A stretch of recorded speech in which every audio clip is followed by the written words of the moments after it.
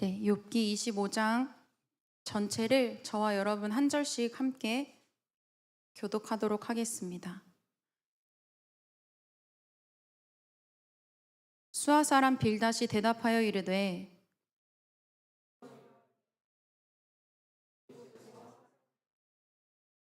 그의 군대를 어찌 계수할 수 있으랴? 그가 비추는 광명을 받지 않은 자가 누구냐?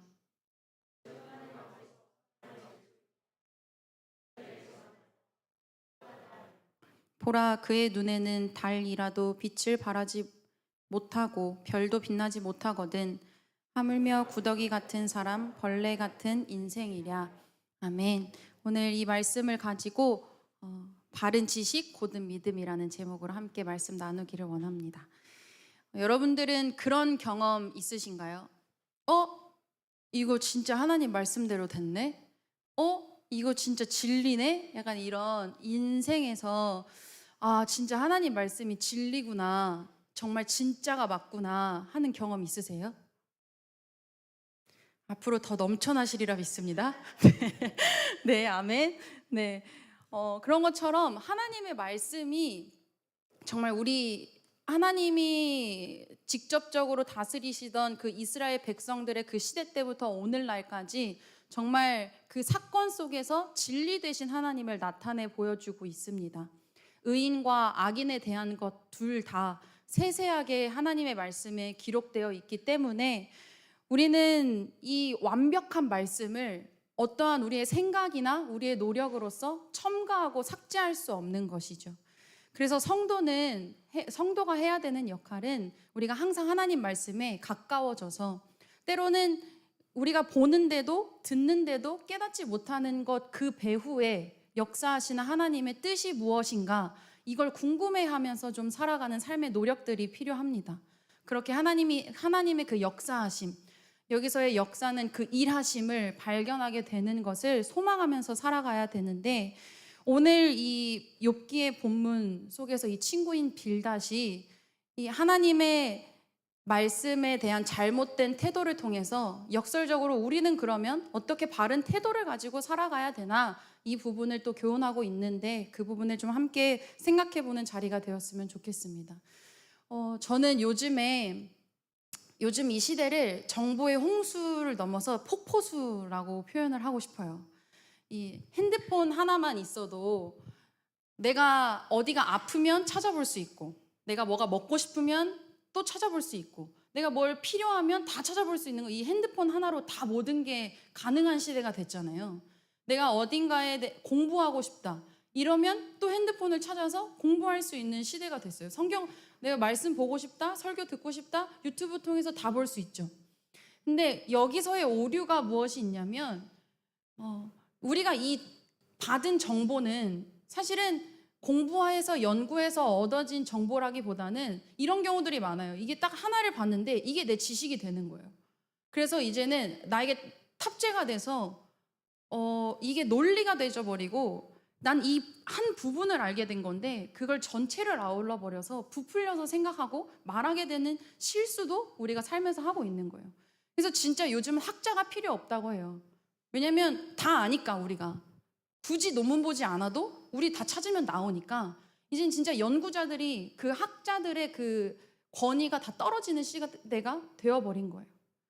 저는 이런 것을 보면서 아는 것은 힘이다라는 말처럼 분명 아는 건 힘인데 우리가 알고 있는 이 진짜 힘이 써야 될 때에 쓰이지 못하고 오히려 상대방을 압제하는 것에 쓰임받고 있지는 않는가. 우리가 지식이 많아지면 자연스럽게 판단하기가 쉬워집니다. 우리가 지식이 많아지면 자연스럽게 말을 많이 하고 싶어져요. 아는 것에 대해서 이야기해주고 싶은 그 욕구들이 있단 말이에요. 근데 그것이 우리가 삶에서 정말 어떤 영향을 미치고 있는가, 특히 하나님의 말씀과 관련된 이 신앙의 삶에서는 더욱더 또 생각해 볼 필요가 있습니다. 오늘 본문의 빌닷은요, 마지막 그 변론을 욥에게 하면서 이것저것 다 해봤는데도 다 안 되는 거예요. 아무리 인신공격을 하고 직접적으로 말을 하고 직접적으로 공격을 해도 이 욥이 흔들리지를 않는 거예요. 넘어오지를 않는 거예요. 그래서 이번에 사용한 마지막 최후의 방법이 뭐냐면 높고 거룩하신 하나님을 말하고 인간의 그 연약하고 비천함을 말하면서 간접적으로 소위 속된 말로 돌려깎기를 하고 있는 거죠. 그렇게 해서 욥이 너는 죄인이야. 너가 얼마나 죄인인지를 깨닫게 하는데 하나님을 가져와다 쓰고 있는 게 지금 오늘 이 본문의 빌닷의 모습인 것입니다. 지식에는 제가 말씀드린 것처럼 저는 지식에 대해서 좀 생각을 해보다가 한 주간 지식은 운동력이 있구나. 우리가 지식이라는 것을 하나 알게 되면 반드시 나에게도 영향이 오고 누군가에게도 영향을 미치게 되는 게 바로 지식이구나라는 거를 생각하게 됐어요. 근데 우리가 뭘 깨닫고 알게 되고 발견하는 것은 하나님이 주신 우리에게 분명한 은총입니다. 그 중에서도 제1은 우리의 그 깨달음이 어디에 쓰여야 되냐면 하나님을 밝히 아는 데에 쓰임받을 수 있어야만 합니다. 그래서 하나님이 우리에게 깨달음을 주시는 것이겠죠. 그럼 오늘날 우리가 어떻게 이 지식을 통해서 영향을 받아야 되고 또 영향을 미치는 사람들이 되어야 되는지 생각해 보기를 원하는데 그 첫 번째가 신앙은 지식에만 의존되는 것이 아니라는 사실입니다. 신앙을 갖는다라는 거는 내가 하나님 앞에서 무엇을 결단하는 행위이지 않겠습니까? 내가 신앙이 있어 라는 건 그냥 여기에 있어 이게 아니라 내 신앙을 통해서 뭔가 일이 일어나잖아요. 그런 것처럼 우리의 신앙은 하나님 앞에 어떠한 우리의 고백에 대한 행동력을 갖추는 결단입니다. 근데 그냥 가능한가요? 그냥 가능하지 않고 알아야지 가능하죠. 뭘 알아야지 할 거 아니에요. 그래서 하나님의 지식을 아는 것은 반드시 중요합니다. 그리고 분명히 필요한 거예요. 하나님의 지식을 아는 것이 그 여호와를 경외하는 것의 근본이 된다라고 말씀에 있는 것처럼 우리는 하나님을 알아야 합니다. 근데 이 호세아 선지자가 백성들의 그 무너짐을 바라보면서 뭐라고 했냐면 내 백성이 지식이 없어서 다 망하는도다 라고 이야기를 했어요. 그런 것처럼 우리에게는 지식이 반드시 필요한데 근데 이 지식이 너무 강조가 되어져 버리면 나도 생각하지 못하는 어떠한 함정이 생길 수 있다는 것입니다. 오늘날도 우리가 많은 교회 안에서의 지식들을 훈련받죠. 성경 공부도 있고요. 순모임이 될 수도 있고요. 또 제자 훈련이 될 수도 있습니다. 근데 여러분 그거 왜 하세요? 여러분들이 바이블론을 선택하고 제자 훈련을 선택하고 성경 모임을 선택한 이유가 뭐이세요? 어떠한 지식적 공부를 하려고 어떠한 목적으로 그 자리를 선택하셨나요? 우리가 하나님 앞에 학식을 더하는 그 자리에서 어떤 목적을 가지고 내가 그것을 선택했느냐 분별할 수 있어야만 합니다. 우리가 하나님을 아는 지식으로 믿음의 행함을 이루기 위함이라는 목적이 우리의 삶 가운데는 그 선택 속에는 있어야만 하는 것입니다. 본문에서의 그 빌닷이 말하고 있는 것은 너무 맞는 말이에요. 하나님이 얼마나 위대하신지 정말 이 6구절 딱 그 안에 모든 게 다 담겨져 있단 말이에요. 화평을 베푸시고 광명을 받지 않는 자가 누구이며 그리고 또 4절부터 6절까지는 반대로 이 피조물인 인간은 정말 구더기만도 못한 사람이라고 그렇게 작고 연약한 존재라는 것을 말하고 있지 않습니까? 빌닷이 말한 건 하나도 틀린 게 없어요. 그러나 우리가 정말 자칫 은혜로울 수도 있는 말이 욥에게 위로가 되거나 도움을 줄 수 있는 것은커녕 오히려 하나님의 의보다는 자신의 의를 더 높게 사용했기 때문에 이 빌닷의 어떻게 보면 빌닷이 하는 이 말이 좋다라고 생각할 수 없는 것이죠. 여러분 성도는 하나님에 대한 지식을 많이 안다라고 해서 그 성도의 완성도가 측정되는 것은 아닙니다.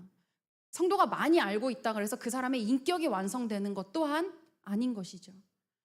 두 번째는 그럼 이 지식을 우리가 적절하게 쓰일 수 있도록 우리가 사용받아야 된다라는 것입니다. 하나님의 말씀은 때를 얻든지 못 얻든지 항상 전하라고 말씀하셨어요. 그렇기 때문에 이 말씀이 시기적절하게 우리를 통해서 우리로 하여금 흘러나갈 수 있어야 하는데 저는 이 시기가 적절하게 우리의 하나님의 알미 쓰임 받을 수 있는 것에 필요한 게 무엇일까 생각하다가 지혜가 떠올랐습니다. 하나님이 주시는 지혜로 말미암아 우리는 이 지식을 적재적소에 사용할 수 있는 것입니다. 지혜는 단순히 착하고 선하고 양보하고 배려하는 것이 아니라 이 지혜는 때로는 총명하게 드러나고 때로는 단호하게 드러나며 때로는 우리가 상상하지 못하는 것으로서 내가 그 지혜를 통해 하나님의 지식을 알게 하는 것에 쓰임받을 수 있습니다. 왜냐하면 하나님이 왜 그렇게 성도에게 지혜를 주시는 걸까요? 왜냐하면 하나님은 우리를 사용하시잖아요. 하나님은 이 땅에서의 하나님의 일을 오늘날에는 이제는 성도를 쓰신단 말이에요. 근데 이 성도가 이 땅에서 빛과 소금의 역할을 해야 하기 때문에 그 지혜를 구하는 자에게 주시는 하나님이 계시다라는 것입니다. 예수님께서 바리새인들에게 하신 말씀들이 있어요. 제가 말씀 몇 구절을 읽어드릴게요. 마태복음 복음서에 보면 너희가 박하와 회향과 근체의 11조는 드리되 율법에 더 중한 바 정의와 긍휼과 믿음은 버렸도다 라고 기록된 말씀이 있고, 또 마태복음에 뭐라고 되어져 있냐면 그러므로 무엇이든지 그들이 말하는 바는 행하고 지키되 그들이 하는 행위는 본받지 말라. 그들은 말만 하고 행하지 아니하며 또 무거운 짐을 묶어 사람의 어깨에 지우되 자기는 이것을 한 손가락으로도 움직이려 하지 아니하며 라고 기록되어져 있습니다. 바리새인과 서기관이 어떤 사람들입니까? 이 예수님의 시대 속에서 누구보다 예수님 다음으로 그 학식이 뛰어난 사람들이었고 하나님의 율법 너무 잘 알고 있는 사람들이었습니다. 근데 예수님은 이들의 행위는 듣고 본받되 이 행위를 따라하지 말라고 말씀하셨습니다. 이 바리새인과 서기관들은요, 이만큼 머리에 알고 있었지만 손가락 까딱 하나 이웃을 위해서 돕는 자가 없었다라는 것입니다. 오늘 이 말씀, 예수님께서 이 바리새인과 서기관들을 책망하신 것처럼 이 빌닷도 욥을 향해서 자신이 알고 있는 하나님, 그 율법적인 말들은 무궁무진하게 많이 했어요. 아주 올바른 말을 또박또박 했으나 그 말이 선한 말이 되지 않고 서기관이나 바리새인과 같은 똑같은 역할을 하는 것이나 마찬가지인 거죠. 그런데 욥이 어떻게 반응했느냐? 욥은 그 모든 말을 다 들었어요. 그리고 자신에게 유익되게 받아들였고 하나님 앞에 그 고난의 시간 속에서도 하나님을 저버리지 않았잖아요.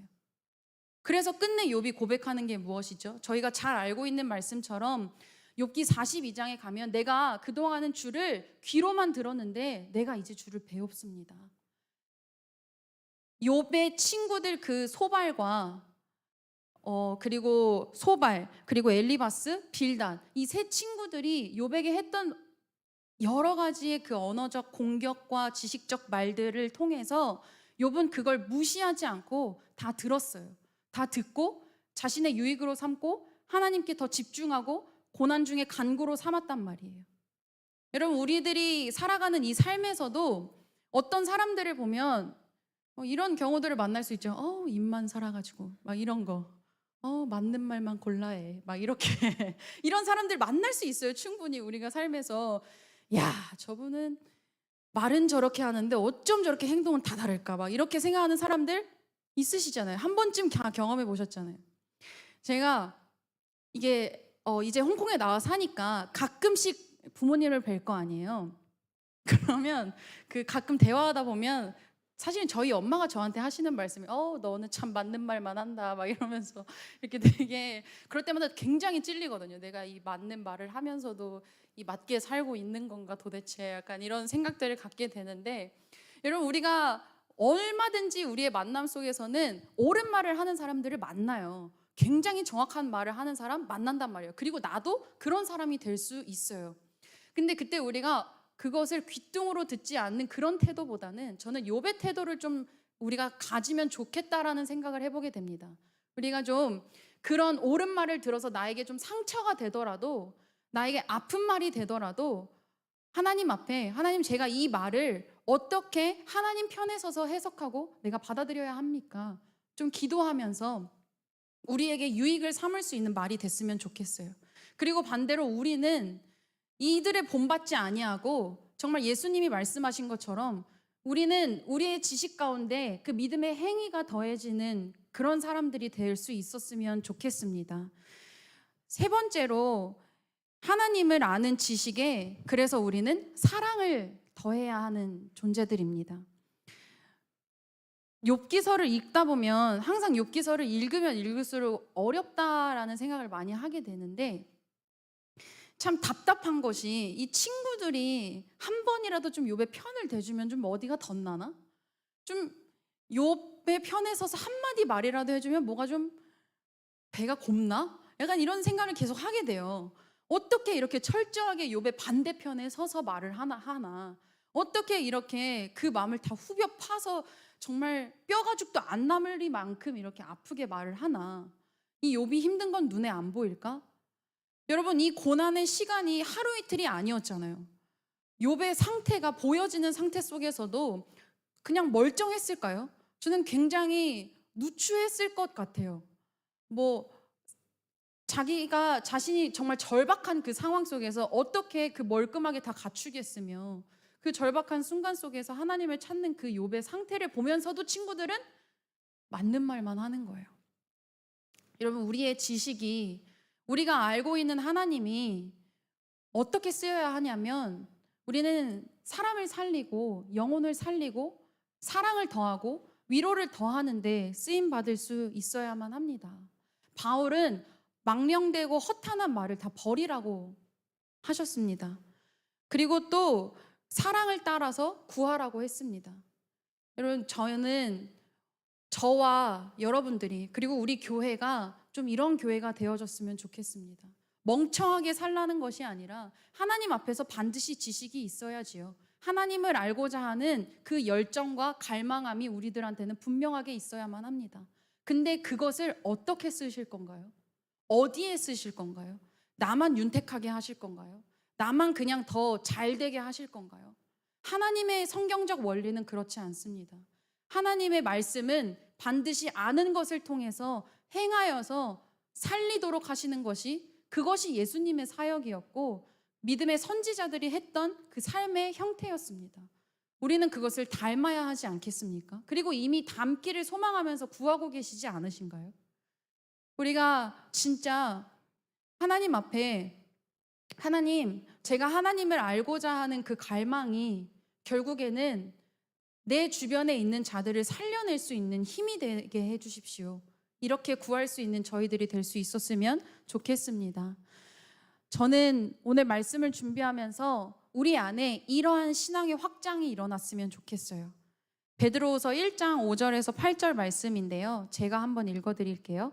그러므로 너희가 더욱 힘써 너희 믿음의 덕의 지식을, 지식의 절제를, 절제의 인내를, 인내의 경건을, 경건의 형제 우애를, 형제 우애의 사랑을 더하라. 이런 것이 너희에게 있어 흡족한즉 너희로 우리 주 예수 그리스도를 알기에 게으르지 않고 열매 없는 자가 되지 않게 하려니와.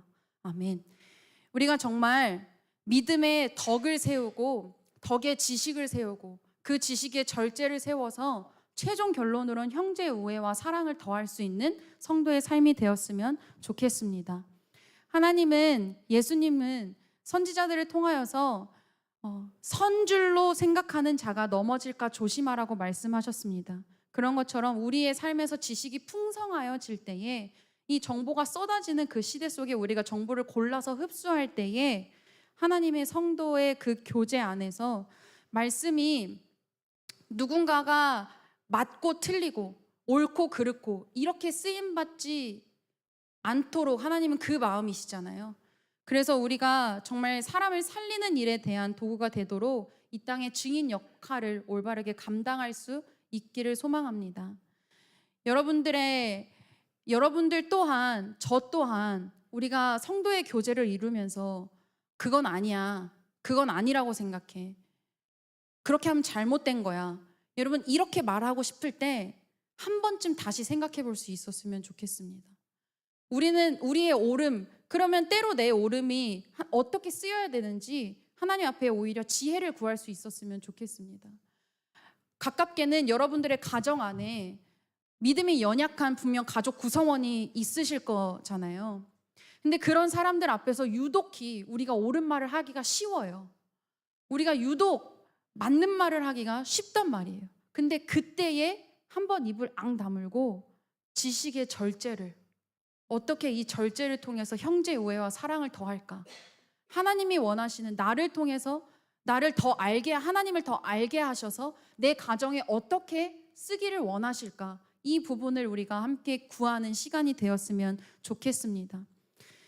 우리가 계속 살아가는 이 삶이 하나님의 열매 맺는 삶을 소망하지 않습니까?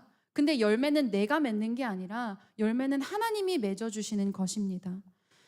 열매를 맺고 산다라는 것은 아는 것과 사는 것이 결합되어져서 법대로 살아가는 게 아니라 믿음의 삶을 경험한 것으로 살아낼 수 있어야 합니다. 여러분들은 어떠한 말씀의 능력을 경험하며 살고 계신가요? 우리의 지식이 우리 안에 들어와 있을 때 우리가 일단 그 말씀을 경험해야 합니다. 근데 어떤 경험을 하고 계세요?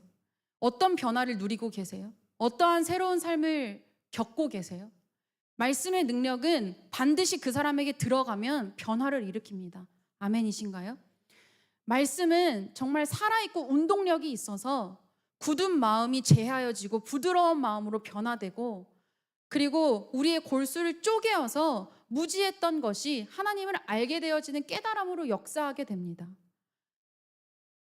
샅샅이 찾아보시면 분명히 하나님이 여러분들의 삶을 변화시키고 계신 그 역사가 있으시리라 저는 믿습니다. 그것을 통해서 우리는 그 위에 이제는 믿음의 행위를 더하십시다. 이제는 우리가 하나님을 아는 것에서 넘어서서 사는 것이 되고, 사는 것에서 살리는 것으로 되어져서 그렇게 신실하게 하나님을 믿고 살아가는 자들의 삶이 되었으면 좋겠습니다. 여러분, 이 시간 같이 함께 말씀을 생각하면서 기도할 텐데요. 저는 이런 교회가 됐으면 좋겠어요. 우리 교회가. 우리 한 명 한 명이 다 교회잖아요. 우리 한 명 한 명으로 자족하고 만족하는 것을 좀 뛰어넘어서 진짜 연약한 자를 돕고 쓰러져가는 자를 일으키는 그런 교회의 역사가 일어났으면 좋겠습니다.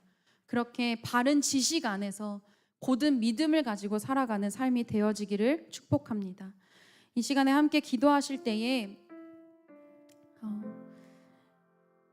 우리가 이렇게 구했으면 좋겠습니다. 하나님은요, 정말 인격적이셔서 인간의 지성과 감성과 이성 모두를 다 주관하시는 분이세요.